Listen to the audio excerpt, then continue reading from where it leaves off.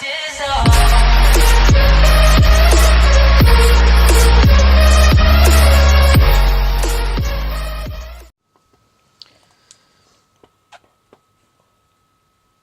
girl, come here. The last one is done. You're next. The overseer's voice shouted from the open door into her cell.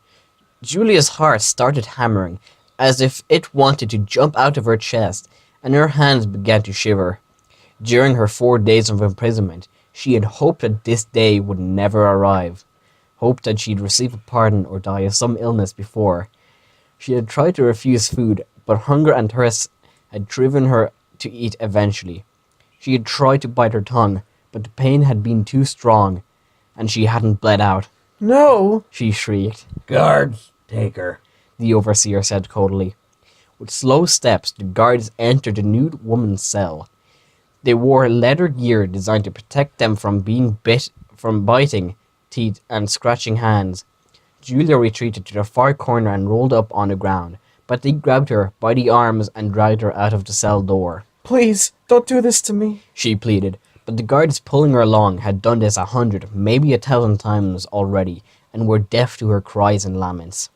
She was dragged into a small bathing chamber, built entirely out of the same grey stone that her cell and all the walls and floors consisted of. The bath itself was a big rectangular pool filled with shallow water on the right wall, and she was unceremoniously thrown into it.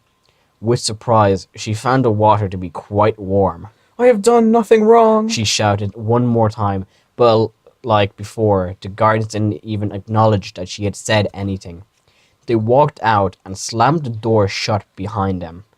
As they marched off, she heard one of them say, This one's looking good. I think I'm gonna watch today.